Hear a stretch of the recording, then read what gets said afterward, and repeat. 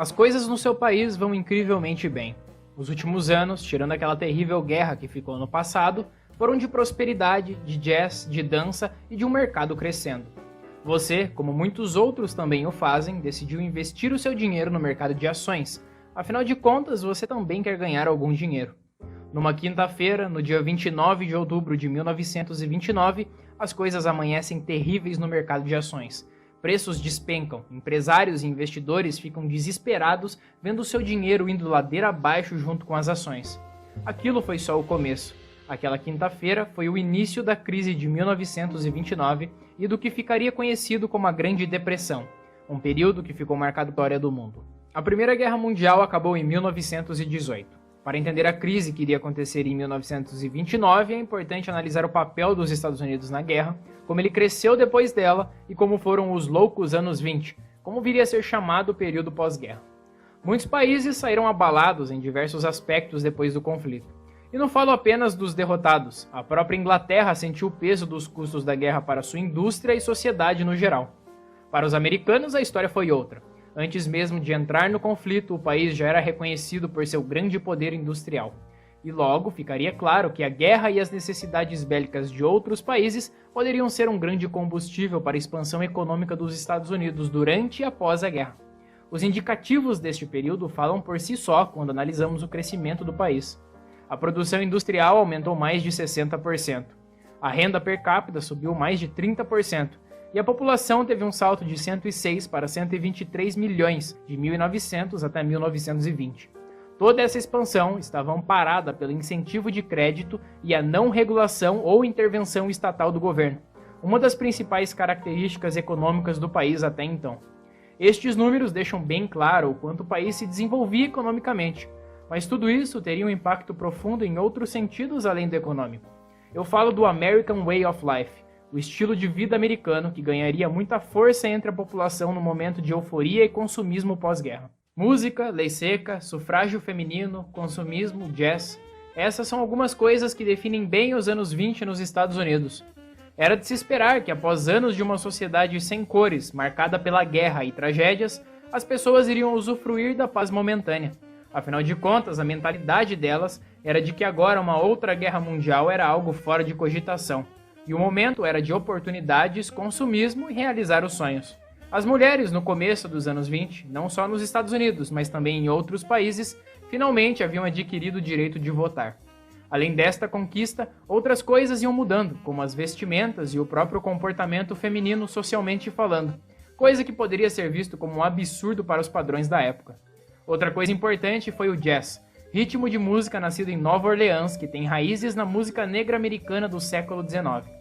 Marcado pela improvisação no saxofone e trompete, o jazz iria ganhar um público muito grande nos clubes noturnos. Tudo isso regado de bebida, que chegavam ilegalmente a estes lugares por conta da lei seca. Como podemos ver com essas informações, a turma realmente estava aproveitando os anos 20, mas como sabemos que em 1929 alguma coisa iria dar errado, é fácil saber que essa felicidade ia ser temporária. Como eu disse antes, a indústria e o consumismo nos Estados Unidos aumentou muito após a guerra, ainda mais com a grande expansão de crédito que ocorria. Nos jornais era possível encontrar relatos incríveis de pessoas que ficaram ricas da noite para o dia investindo e se aventurando em outra coisa que também crescia cada vez mais, o mercado de ações. É aqui que chego a um ponto-chave da história. Com todo o boom de consumos, produção e ações do começo da década de 20, o preço delas atingiram níveis altíssimos. E diante do sonho de riqueza, ou simplesmente de fazer seu dinheiro render alguma coisa, milhares de americanos comuns, não só milionários, compraram ações. Isso fez a demanda aumentar, o que consequentemente inflacionou seu preço. Entre 1920 e 1929, o número de acionistas subiu de 4 milhões para 9. Se você pensou, mas poxa, se as indústrias estavam produzindo tanto, o povo tão feliz, por que a venda de tantas ações foi um problema? É aqui que encontramos o X da questão. Os Estados Unidos estavam produzindo muito e eram uma grande potência industrial, isso é fato. Mas o que acontece quando se produz muito e a população simplesmente não consome? Nada bom. No final de 1929, os sinais começariam a aparecer. Países europeus, agora recuperados da guerra, não dependiam tanto comercialmente dos americanos. Preços de mercadorias básicas começaram a cair.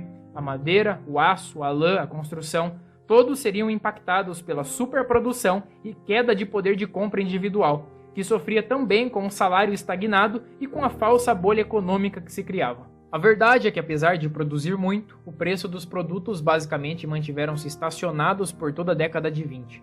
Com a quantidade imensa de ações sendo vendidas, o governo aumentou as taxas de juros para tentar conter o crescimento exagerado nos preços. Por conta disso, o interesse e poder de compra das pessoas em outras áreas de consumo, como construção e automóveis, diminuiu com o aumento dos preços, o que afetou negativamente a indústria, que produzia muito, mas não vendia. Como consequência, a queda nas vendas refletiu nos empregos, o que fez com que a taxa de desemprego fosse aumentando, e isso, somado a todo o resto, culminaria na catástrofe da chamada Quinta-feira Negra. No dia 23 de outubro, uma quarta-feira, quantidades imensas de ações foram vendidas, o que fez com que o preço delas caísse para os níveis registrados de 1927. O presidente americano Herbert Hoover mandou uma mensagem para tranquilizar o mercado, dizendo que os Estados Unidos eram mais prósperos e mais industrializados do que jamais haviam sido. Esta mensagem veio ao público no dia 24 de outubro de 1929, uma quinta-feira, e chegou tarde demais. Neste dia, o mercado de ações de Nova York vendeu mais de 12 milhões de ações e entrou em colapso. Pessoas que tinham ações como investimentos de poupança, especuladores de mercado, ricos e pobres, todos eles viram o valor de seus fundos caírem para até um quarto do que valiam um dia antes. De início, achava-se que apenas os grandes investidores, os ricos, seriam afetados pela quebra da bolsa. Mas não demorou para que a verdade viesse à tona, e logo percebeu-se que todos aqueles que tinham feito economias na bolsa iriam sofrer as consequências. A quebra da bolsa iria afetar a economia, a vida e a sociedade americana em diversos aspectos nos anos seguintes. A renda nacional caiu, o consumo de produtos básicos e qualquer tipo de investimento também tiveram quedas drásticas. As pessoas foram afetadas financeiramente pela quebra, mas além disso, psicologicamente o medo da instabilidade financeira fez com que muitas pessoas se sentissem instantaneamente pobres, o que não deixou de ser verdade para a maioria, mas essa sensação foi outro fator para a guinada para baixo do mercado.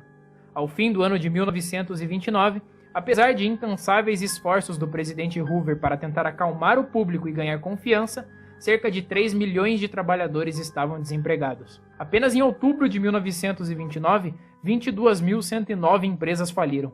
Em 1930, Hoover ainda tinha esperanças de melhora, mas em junho daquele ano, era claro que o número de desempregados aumentava cada vez mais, e com isso pequenas empresas e fábricas não conseguiam vender seus produtos, o que também os levavam à falência. Outro aspecto importante que passou uma rasteira ainda maior na população foi a questão dos bancos. Muitos já haviam falido devido a empréstimos feitos que com a quebra da bolsa com certeza não seriam pagos. E também com a crise e o desemprego era natural que as pessoas fossem retirar o seu dinheiro de lá. Isso gerou filas enormes na frente de bancos de pessoas tentando sacar desesperadamente qualquer dinheiro que ainda houvesse restado. Com isso, os bancos que ainda não haviam falido vieram a quebrar, já que todo o dinheiro estava sendo sacado massivamente. Em 1930, cerca de 1.326 bancos foram à falência. O número de empresas que fecharam subiu para 26.355, e o número de pessoas sem trabalho remunerado continuava a subir, atingindo cerca de 5,3 milhões de americanos. Além da economia, a natureza também fez o seu papel na crise e aumento da pobreza. Uma seca no sul dos Estados Unidos destruiu colheitas e levou pequenos produtores à falência. A região afetada pela seca ficou tão feia que recebeu o apelido de Bacia de Pó. Nas cidades, as filas do pão se tornaram algo comum, e em áreas rurais havia tumultos por causa de comida. A quebra da bolsa pode ter ocorrido dentro dos Estados Unidos, mas seu reflexo foi mundial, com países como Reino Unido e Alemanha sofrendo com a perda de empréstimos e relações comerciais, crises em outros países que, para proteger as próprias empresas, colocaram limites e taxas altas, o que também gerou uma redução no comércio mundial, e por último posso citar a ascensão de regimes totalitários em meio ao caos econômico de alguns países. Depois de tudo isso, você deve estar se perguntando como foi que os americanos conseguiram superar essa situação. Por 3 anos, a economia iria ficar em total desordem. Bancos, lojas e indústrias faliram. O número de desempregados atingiria incríveis 11 milhões em 1933. Com a fome e pobreza, os índices de criminalidade subiram em diversas cidades. Todo este período foi o que ficou conhecido como a Grande Depressão. Em 1932, o democrata Franklin Roosevelt foi eleito presidente. Em 1933, quando realmente assume o cargo, seria iniciado o seu projeto de recuperação, o New Deal, ou Novo Acordo. Ele diminuiria a tarifa protecionista que dificultava a venda de produtos no exterior, reduziria o dinheiro devido por agricultores, descentralizaria a indústria e colocaria controle do Estado sobre os ramos industriais e da energia elétrica. E também faria grandes obras públicas, que gerariam empregos e iniciariam a retomada da economia e o consumo. Não vou falar todos os aspectos do New Deal, mas o foco de Roosevelt era restaurar a confiança do povo, e ele teria êxito nisso. Sob o seu programa, os Estados Unidos iriam se recuperar, lentamente, é claro. Quando começa a Segunda Guerra em 1939, novamente a indústria americana iria se sobressair, e a crise econômica e a Grande Depressão ficariam no passado. Se você gostou do vídeo e aprendeu com ele, deixe o seu like para ajudar o vídeo a ser divulgado para mais pessoas. E também não se esqueça de deixar um comentário aí embaixo sobre o que achou do vídeo. Se ainda não é inscrito no canal, já clica no botão e também siga o Instagram que está na descrição. Todos os dias posto curiosidades e faço questionários sobre vários temas, que pode te ajudar a testar o conhecimento e aprender cada vez mais. Por hoje é só e espero vocês na próxima História do Mundo. Até lá!